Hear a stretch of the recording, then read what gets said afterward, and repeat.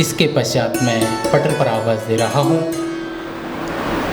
श्रीमती माधुरी राहुलकर जी को। जोरदार तालियों से स्वागत कीजिए श्रीमती माधुरी राहुलकर। लघु कथा का शीर्षक है मासूम सा सवाल। वह 7-8 साल का बच्चा अपने नानी के यहाँ कुछ दिन रहने के लिए आया था। कुछ दिन रहने के बाद वह 2-3 दिन से 6:30-7 बजे उठने लगा। वह उसे बराबर खिड़की के पास जाकर बैठने लगा।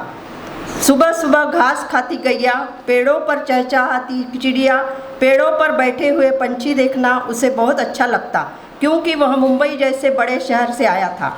वहाँ महानगरों में कहाँ ये सब देखने को मिलता। एक दिन उसने देखा, सुबह सुबह लोग हाथ में एक लंबी छड़ी लेकर आते और पेड़ पर जितने भी फूल कलियाँ दिखती वह लकड़ी से अपनी तरफ खींचकर तोड़ लेते। बड़े बूढ़े बुजुर्ग महिलाएं दूसरों के आंगन में लगे हुए फूल तोड़कर प्लास्टिक के बैग में भरकर ले जाते थे। बच्चे के मन में कुतूहल जागा। वह अपनी नानी को पूछने लगा, नानी ये लोग रोज़ ऐसे फूल तोड़कर कहाँ ले जाते हैं? नानी कहने लगी, भगवान को चढ़ाने ले जाते हैं। क्या उनको बाज़ार में फूल नहीं मिलते? बच्चा पूछता। नानी कहती है, फूल चढ़ाकर भगवान प्रसन्न होते हैं। तो बच्चा तुरंत कहता है, क्या ऐसे छीना झपटी करके चोरी के फूल चढ़ा के भगवान को पूजा में चढ़ाकर भगवान प्रसन्न होते होंगे? बच्चे के इस मासूम से सवाल का नानी के पास कोई जवाब नहीं था, लेकिन नानी के मन में उस एक सवाल ने कई सवाल पैदा किए और वो अभी तक उसका जवाब ढूंढ रही है। मेरी आज की लघु कथा का शीर्षक है सलाहकार की काबिलियत।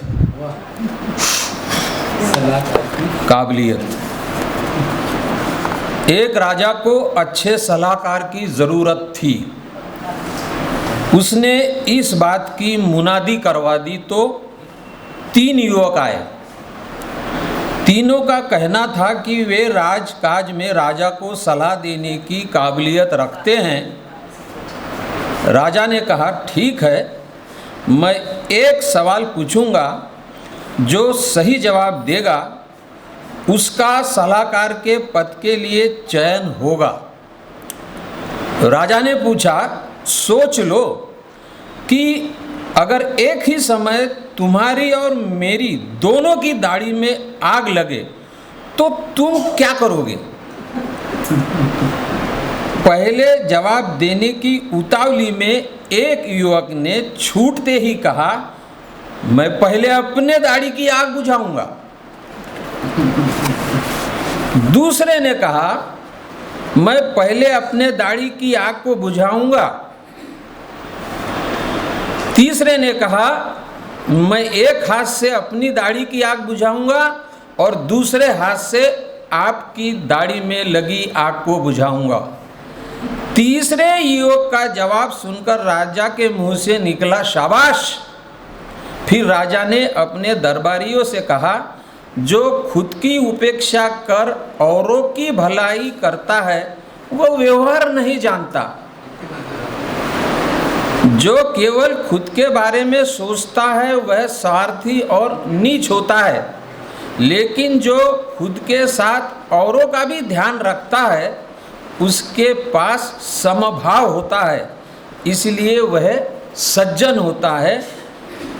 तीसरे युवक को अपना सलाहकार नियुक्त करता हूँ। तो ऐसा है मित्रों, तुम अपने शहर की कीमत कहाँ घटाओगे? मिटाना चाहोगे, मुझको मिटा न पाओगे।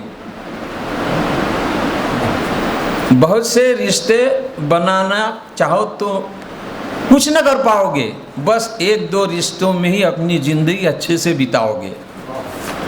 शुक्रिया। मंच पर उपस्थित आदरणीय गुरुजन और सभी मार्गदर्शकों को नमन करते हुए एक लघु कथा जिसका शीर्षक है सच्ची खुशी। राधा अपनी मम्मी के साथ सब्जी खरीदने बाजार गई हुई थी। सब्जी खरीदते वक्त मम्मी हर सब्जी वाले से मोल भाव कर रही थी। दिन भर धूप में बैठे बैठे सब्जी वालों के चेहरे कुम्हला से गए थे और वो आस लगाए बैठे थे कि 2 पैसे की कहीं कमाई हो जाए। सब्जी लेने के बाद राधा की मम्मी ने गर्व से कहा, देखो मैंने 20 रुपये बचा लिए।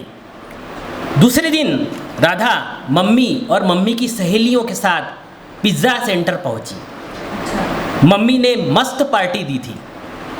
पेमेंट करते वक्त जब पिज़्ज़ा वालों ने बचे पैसे वापस करने चाहे, तब राधा की मम्मी ने कहा, कीप दी चेंज। राधा मन ही मन सोच रही थी, अगर मम्मी अपने स्वभाव में चेंज लाती तो ज़्यादा अच्छा होता। गरीब सब्जी वालों पर अगर वो ये चेंज खर्च करती तो उनके कुमलाए चेहरे पर रौनक आ जाती। राधा समझ गई, बनावटी खुशी से कई गुना बेहतर होती है सच्ची खुशी, जो हमें दूसरों की ज़िंदगी में खुशी देने से हासिल होती है। बहुत बहुत धन्यवाद। विनोद जी, बारिश के दिन थे, शायद नागपंचमी कुछ दिनों बाद आने वाली थी। मेरे पास में एक परिचित मित्र बैठे हुए थे, राजेंद्र सिंह ठाकुर। उतने में होता क्या है कि मेरे पड़ोस के एक बिल्डिंग में, सरदार की बिल्डिंग में, जो अभी वहाँ पे बैंक ऑफ इंडिया के सामने की बिल्डिंग है, वहाँ से एक बेनी करके एक आदमी आता है और राजेंद्र सिंह और मेरे को बोलता है, मैं अपने ही परेशानी में बैठा हूँ, बोले मेरे घर में सांप निकला है। मुझे कहता है कि मेरे घर में सांप निकला है, तो मैं बोलता मैं क्या करूँ, सांप निकला है तो भाई वो तो और किसी को बुलाओ जो सांप पकड़ते हैं, जो इसके कहीं ना कहीं जानकार है, ऐसे लोगों को बुलाओ। नहीं बोले आप ही चलो, आप ही पकड़ो। मैं कहाँ सांप पकड़ता हूँ। अब बेनी के साथ में उनके बड़े भाई बेनी जी के चर्च के अंदर में पादरी या बिशप साहब थे, बड़े भाई थे, वो मेरे से हिले हुए थे ज़्यादा। मैं उनका मान रखने के लिए बंगले में जाता हूँ। अजहर साहब, होता क्या है कि एक बहुत बड़े बक्से में वो सांप कहीं ना कहीं कुंडली मार के कहीं ना कहीं परेशानी में पड़े रहता है, बैठे रहता है। कुछ लोग साफ है करके कहीं ना कहीं वहाँ पे भीड़ जमा लेते हैं और जम जाते हैं। बड़ा विचित्र प्रसंग है। सब लोग वो बक्से को कहीं ना कहीं खींचने लगते हैं और जब पलटते हैं तो बहुत भयंकर एक कोबरा फुंकार मार के एकदम से खड़ा होता है। राजेंद्र सिंह ठाकुर जो मेरे साथ में रहता है, 2-3 उसको चला के मारता है और उसको सुला देता है। एक्चुअली वो सांप शायद कोस पे रहा होगा, जो उसको भागने में कहीं ना कहीं परेशानी हो रही थी। मेरा मन विचलित हो जाता है कि मैं उस दौर में भी कहीं ना कहीं जानवरों के प्रति को, पशु के प्रति कहीं ना कहीं प्रेम और ममता का प्यार जो भी कुछ रखता था, तो अच्छा नहीं लगा। मैंने कहा कि ये जो भी कुछ सूखे पत्ते आजू बाजू में दिख रहे थे, उसको उठाया और लकड़ी से उठाकर उस सांप को मेरे साहब पे कंपाउंड में रखा। तो उतने में वो सरदारन जो बाजू में रहती थी, मिसेस सबरवाल, हाथ में कमर पे ऐसे हाथ रख के आई, तना चिंटू चिंटू करके बोले, रहने दे, बोले मेरा लड़का बॉबी आएगा देखेंगे। बोला सांप भी कोई देखने की चीज़ है, रहने दे बोले। अब तब तक मैंने उसको धुआं लगा दिया था, आग लगा दिया था। नहीं बोले मैं तेरे को बोल रही ना, बोले बॉबी आएगा जिसकी अभी शंकर नगर में क्या बोलते दिनशा की आइसक्रीम की दुकान है। और सरदारन बोले कमर पे हाथ रख के, तो कोई समझता नहीं। बोले मैंने बोली अभी नहीं जलाना करके। अब मैडम जी बोला मैंने तो आग लगा दी। अब मेरे को लगा कि उसका लड़का आकर देख लेंगे और मैं भी साहब कोई और मूड में आकर अपने काम में लग गया। होता क्या है विनोद जी की वो प्रसंगों को मैं मालूम नहीं कौन से मूड में था कि भूल गया बाद में। नागपंचमी के दिन फिर मैं राजेंद्र उसी के साथ बैठा हुआ था और भी कोई गोलगप्पे या ऐसी फालतू की बातों में उलझा हुआ था। फुटपाथ के दिन थे। एक चील ने वही सांप उठाकर मेरे पास में लाके पटका। वो जला नहीं था। एक चील ने वही सांप लाकर मेरे जहाँ पे मैं सोता था या बैठे रहता था उसके बाजू पे लाके, और वो उड़ गई। वो तो राजेंद्र और मैं हड़बड़ा गए। अरे बोला अपन तो उस दिन पूरा जलाए नहीं उसको। तो वो भी सत्य में आ गया और मैं तो ज़्यादा ही चिंता में आ गया, बहुत ही डर गया। तो मैंने उस अज्जले साहब को फिर से उठाया और बहरे साहब के कंपाउंड में फिर उसको कहीं ना कहीं उसको क्या बोलते मुखाग्नि जो भी बनती दी। कहने का मतलब क्या होता है कि कुछ लोगों के साथ में कुछ अलग अलग प्रसंग होते हैं। मेरे साथ में कुछ ऐसे प्रसंग होते हैं कि मैं उनको समझ नहीं पाता कि कुदरत का क्या चमत्कार है, जो मेरे ही हंसते उसका कहीं ना कहीं ऐसे ये लीला समाप्त तो होनी थी या उसको कहीं ना कहीं मृत्युलोक पे मेरे हाथ से जाना था। इसलिए बोल रहा दोस्तों, इस कहानी का नाम ही रखा था हाँ मैं बहुत डर गया। हाँ मैं